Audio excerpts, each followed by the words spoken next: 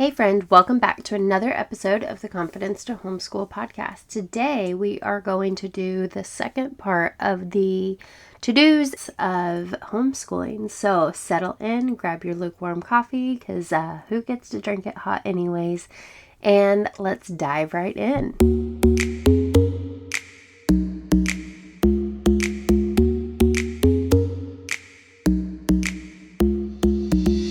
Welcome to the Confidence to Homeschool podcast with me, Kelsey Shalane. I'm a lover of all things Jesus, an exceptional wife to an exceptional husband, and a homeschooling mama of 4.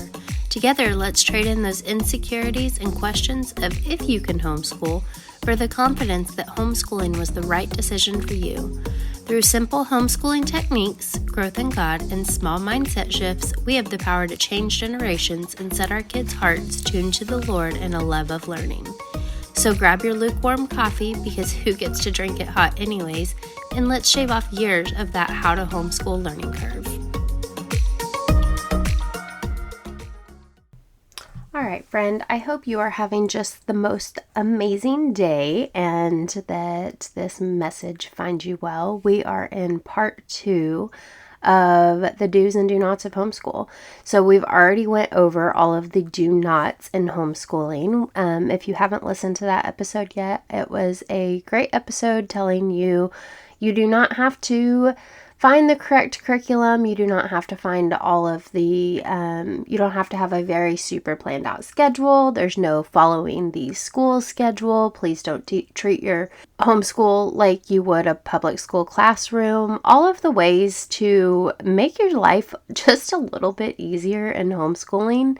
And all of those things that I think a lot of moms that start homeschooling fall into the trap of at the very beginning. So I think that there's a lot of thoughts and representations of what homeschooling has to look like, and that's absolutely the beauty of homeschooling. So that's why we did do nots first, is because do nots help you to dismantle some of those walls that you've built up in your head and some of those reasons that you think maybe you can or cannot do homeschooling. It's truly not. It's not what you think it is. I think that in so many times in life, we get this vision built up in our head of why we can or we cannot do things.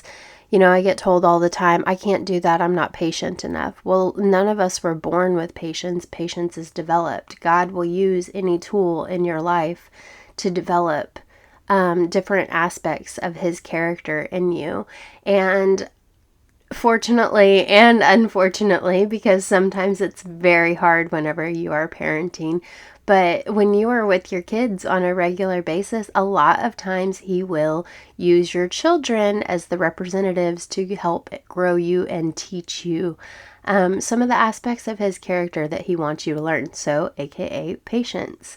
You will have to learn patience as you go through the confidence to homeschool. But that's why it's confidence to homeschool.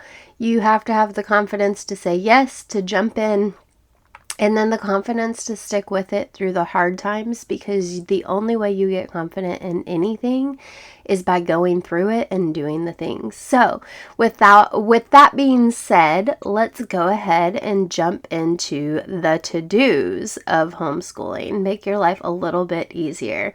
All right, number 1, please, for the love, go down all the rabbit trails. Do go down the rabbit trails, down the places that interest your children. You never know what God will use in order for you guys to spark up a conversation.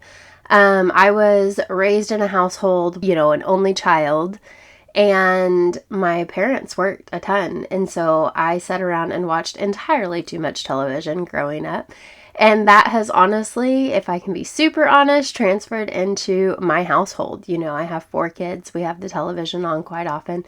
But I will tell you what, my daughter and I love the behind the scenes of, all of the different movies. Like, we love to go down the rabbit trail of about the different characters and who plays them and different things about their life. We just watched Zombies 4 is one of their favorites.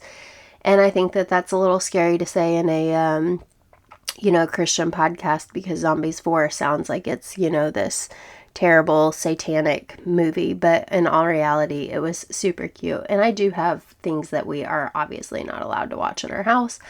But Zombies 4 has been one of the Disney movies that we've just absolutely loved. And one of the guys in there, his name is Malachi Barton, and he actually owns a clothing store that was, I think it's called J10 or something along those lines. And it's actually, he named it after a Bible verse that meant a lot to him, which I thought was super cool. So we go down all of these rabbit trails. And the cool thing is some of the things that you go down with your kids will be so much fun for you also. Sometimes it's an adventure for them to go down, and maybe you can just help lead them down the trail.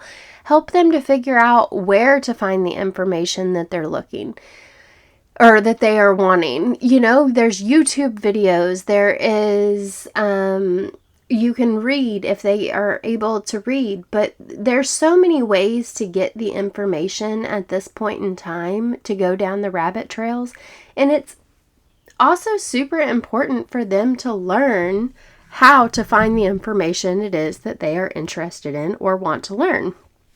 So of course, go down all the rabbit trails. If you want to go down with them, great, even better. I suggest highly going down all of them, like 75% of them with your kids, because you never know what you're going to find that is super cool. We've talked about the worms that we found on the beach at one point in time that make little piles that look like little poop piles.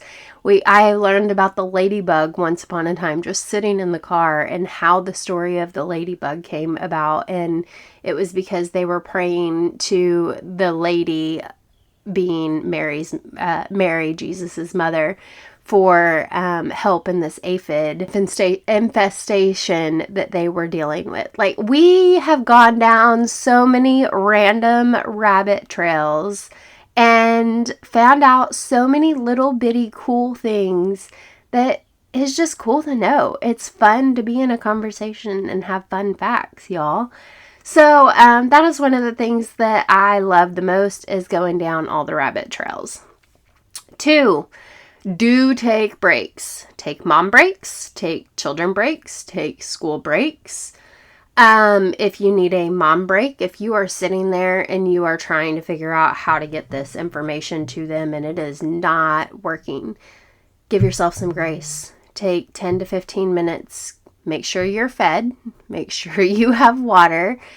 Go let the dog outside. Go outside for 10 to 15 minutes. Go on a walk. If it's just like, hold please, they need a break and you need a break, go on a walk or something along those lines. Do what you need to do to make your day function.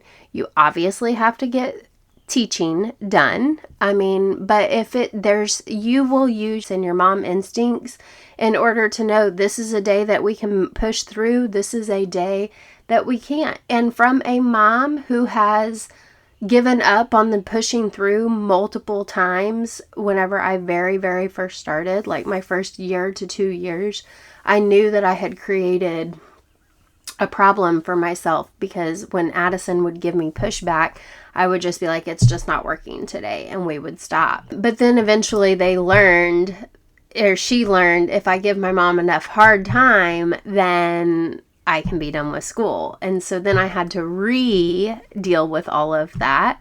And now that's no longer the case. And now I don't really necessarily do that with Asher, because I learned my lesson there. But I will say there are still times that it's like, okay, I know he is at max capacity right now, and I know that I'm not going to get the best out of him. So he doesn't necessarily know that I'm finishing school early. But I just really think about, what do I have to get done in this day, and what do I not have to get done in this day? So I say all of that to say, mom breaks, children breaks. Who needs the break? What do they need? Do they need movement? A lot of times kids need some movement. They need some, like something fun in order to get their brain back where it was. Used to, we would do dance parties. We haven't done dance parties in a little while. Asher's not super into dance parties. But dance parties, running around the house, jumping jacks, you can name off like the fun little do 10 leapfrogs or 10 mountain climbers or 10 bear crawls or whatever. Like whatever it is that works for you and your kids. If they need a movement moment, go ahead and take that. And if you need a mommy break, take that. If you need 10 to 15 minutes to refresh. Another thing that I have absolutely, I have talked about this in another episode a while back, but it's still something that I implement, is a break about 45 minutes after. When we do school, I give myself about 30 to 45 minutes after doing school and making everybody lunch to just decompress and to chill and to bring myself back down. Because if you have done homeschooling, you know that by the end of the time period, sometimes your brain's a little tired. Oftentimes your brain is a little tired and you need just like a 30-45 minute decompression. And I think that it's really important for us to just know that about ourselves so that we can show up the rest of the day in our best scenario. If you are constantly running from one thing to the next thing to the next thing, unless you're superhuman, I am not. I get crankier throughout the day the more I do not give myself grace and give myself a break. So check yourself, Mom. Like if you know I need 30 to 45 minutes, or if you start giving yourself 30 to 45 minutes of decompression time on the days that you have time to just wind down, do it. And if it makes you a better person, great. If you don't need that, rock on with yourself. Like, get on with whatever else it is that you need to do. But for me, I do know that I need that slight period of time to just like decompress from the day and all of the school and all of the things that we just did. Not because it's hard, but because you're teaching humans and trying to figure out how each of them learn and what each of them need, and making sure that they understand the concept and making sure that you're helping them to fail forward, meaning you're not just giving them the answers, you are actually allowing them to have a difficult time. If they're struggling through it, they're struggling through it productively. You are helping them along the way. That's creative. Like, you have to sometimes get creative, especially for us mamas that did not go through school to be teachers. I don't have all of the tips and tricks that they learned in teaching school. I've got a sweet friend that is helping me learn some of them, but I didn't have all of those. So sometimes you just have to pray, ask God for help, and get creative with the day. And sometimes by the end of school, your brain is tired. And so it's okay to take a little break afterwards. School breaks specifically. If you are in a place where your husband works a lot like mine, but he's home for a certain day, or if he is, home for a week or whatever, if you notice that everybody is just getting super bogged down with school, they've been doing it nonstop. There are people that I know of that will do school for 5 weeks, take 1 week off. School for 5 weeks, take 1 week off. You can do this however it is that you want. If you need to have that, like we have school for 5 weeks and then we take a week off, or school for 6 weeks and then we take a week off. If you're one of those mamas that loves to plan that out, by all means, get it, girl. If you are one of those moms that just like flies a little more by the seat of her pants and is like, I just can't make school happen today, again, with like, we can't do that every day. But if you are, every once in a while, you are like, I just cannot make school happen today, then that's totally fine. Do not beat yourself up about it. There is absolutely no reason in the world to beat yourself up about it, because guess what? Like we have discussed in prior episodes, when you become a teacher, you're always a teacher, and you're probably going to teach them something in that day, even if it's not curriculum related. You can sit on the couch and go through the ABCs. You can sit on the couch and ask multiplication questions while they're playing a game or watching television. You can ask them about something that they learned. You can ask them about something that they want to learn. That way you guys can go down a rabbit hole together. Like, whatever it may be, you're probably going to end up teaching your child something that day, even if it's not sitting down in the curriculum. Okay. Number 3, this is my love of my life right here. do include life skills. One of my very favorite things about homeschooling is the fact that they get to do life skills with me. Again, coming from a child that was an only child growing up, my parents worked a lot. It was honestly easier for my mom just to come behind me and do the things than it was for her to teach me how to do all of the house chores and all of the things. I knew a little bit how to clean up, but it was never just like, it was never one of those like taught or must-haves, or I just would do what my daughter did to me, and I would just annoy the crap out of my mom until she was like, okay, you're done, go away. And so I knew I had her number on that. I knew that that was the way that that worked. So with that being said, I have had to learn how to help the kids learn how to do the house chores. And they don't come naturally. It doesn't come naturally to clean up a mess. You have to teach them those things. So I think that one of the very best things that you can do is teach them chores, teach them cooking, teach them cleaning, teach them laundry, teach them budgeting. If you have a husband that works on the car, teach them working on the car. If you've got boys that want to work on the car with him, or if you have a daughter that loves to get dirty like that, then by all means, do it. Just have time and systems in place to where you are able to teach them. Because I promise you, I was real crazy about dishes at one point in time. And I still really don't like my kids loading the dishwasher, but it is real helpful to take the time to teach them how to unload the dishwasher and how to put things away the way that they are supposed to.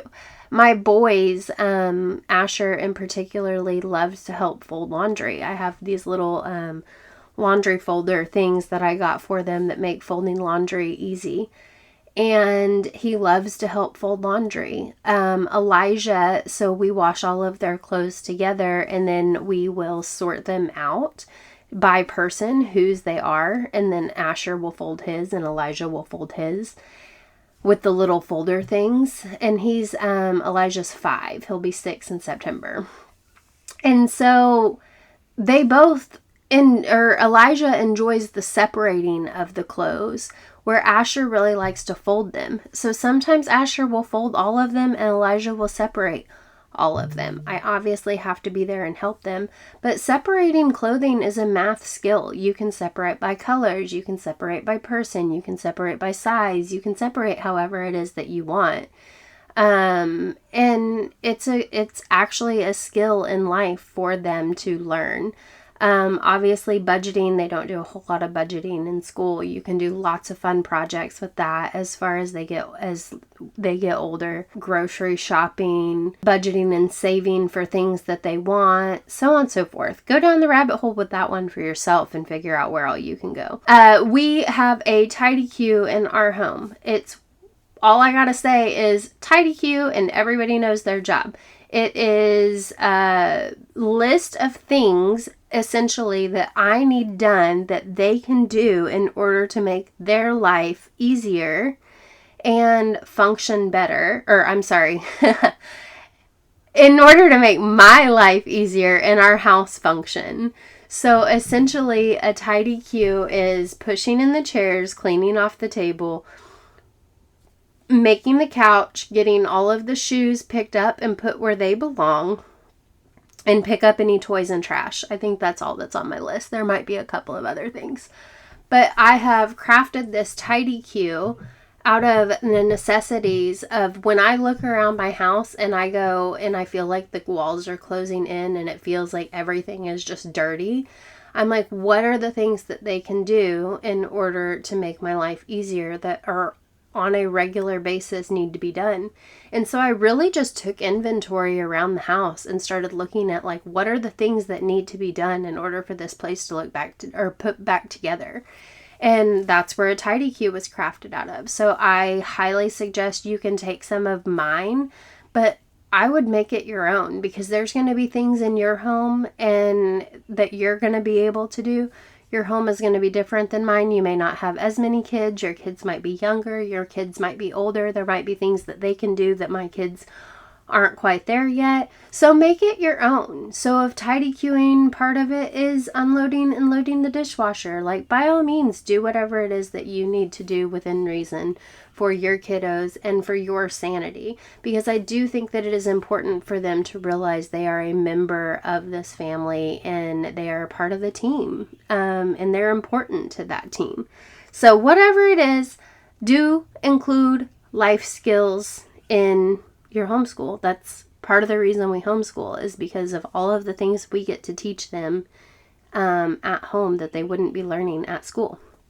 Okay, number 4, do give yourself grace and celebrate the small wins. All right, giving yourself grace. I feel like anybody who knows me has heard me say, give yourself grace. We cannot be perfect before we start doing the things. I grew up where I feel like I failed on a regular basis all of the times. I struggled in school, all of the things. As I mentioned, I didn't do a whole lot well around the house either. It's incredible and remarkable where God has brought me and how He has put me in a life where my husband continues to push me to do the hard things.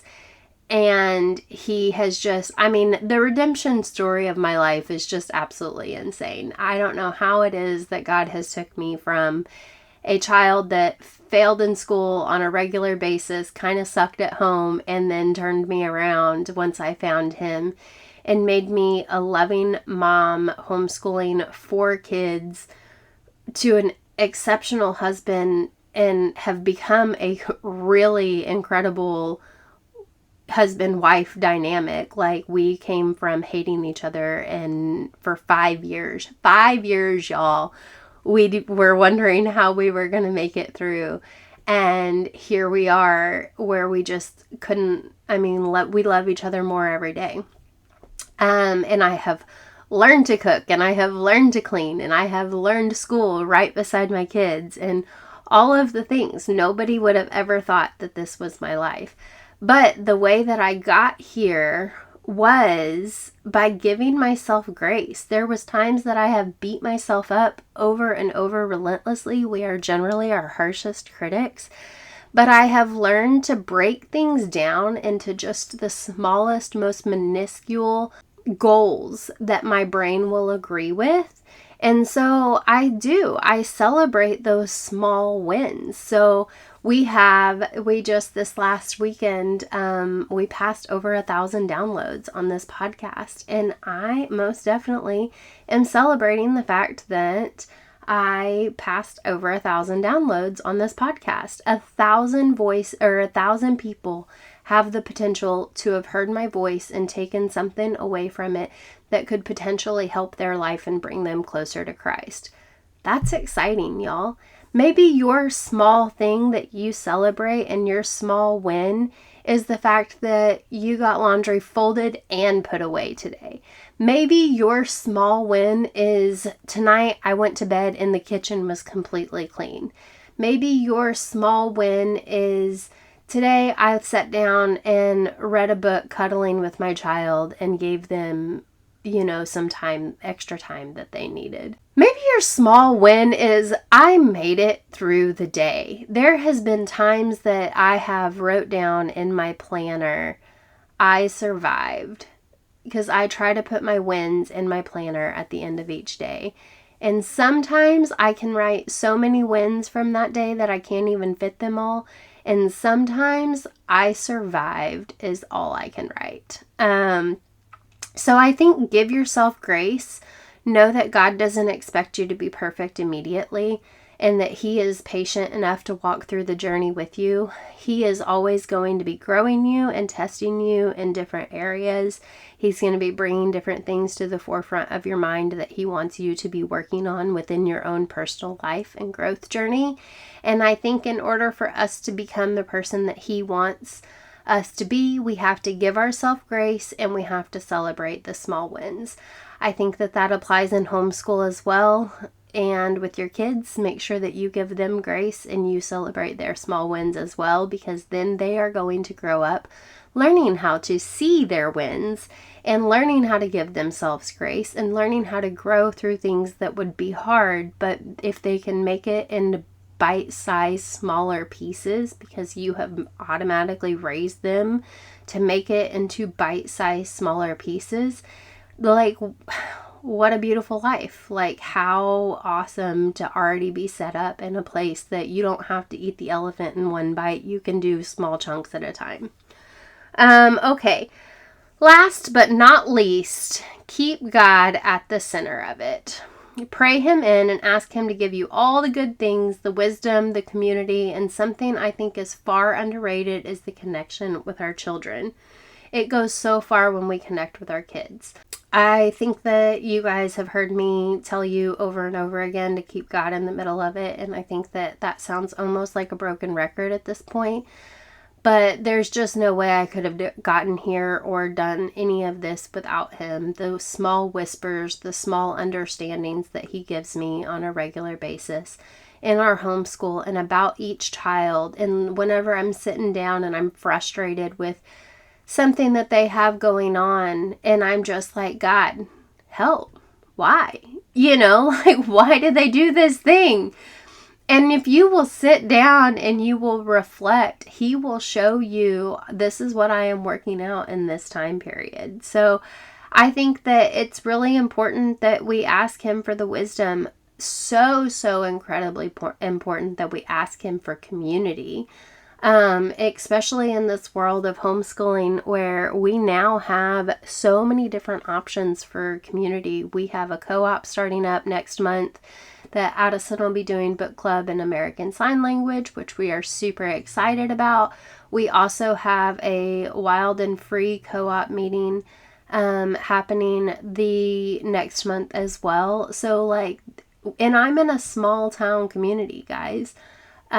So you can easily find different communities, but you definitely want to be in the right one, which means that you're asking God, where do I go? Who do you want me to hang with? Where are my peeps? Kind of deal. And then connection with our kids. Sometimes it can be hard to feel like you're connecting because, like my boys, they want to talk about video games that I don't understand with at all whatsoever. But find a connection point with your kids. I think that that is so far underrated. And I think that above all, if you are dealing with behavior issues or you're dealing with difficulty with your kids, I always recommend taking a step back and spending some time just connecting. And there is times where I have to single out a child. And I mean, that doesn't mean I tell the other kids to go to their room and sit by the wayside. But there is times that I have to pick one particular child in my head and really focus on connecting with that child, because there is times that he just very much needs a reconnection period. So if you're really struggling with if we're having a difficult season with one of your children, one, understand it's a season. Two, understand that connection behind it would definitely help your circumstances. So maybe look at your schedule and figure out where you can take some stuff off of your plate, and you can take the time to stop and reconnect. And then also make sure that you're reconnecting with God. So that is it. That is all I have for you today. I hope that you took some of the information and little tidbits along the way and can gather it and put little parts of it into your life in order to make your life just a little bit better. I hope you have the very best day. Hey friend, thanks again for joining me today on your journey to the confidence to homeschool. I hope this podcast blessed you with one more tool of success. If it did, please scroll down to the bottom of your screen and leave me a review. Share it with a friend. Just remember, confidence in anything takes practice, so let's grow.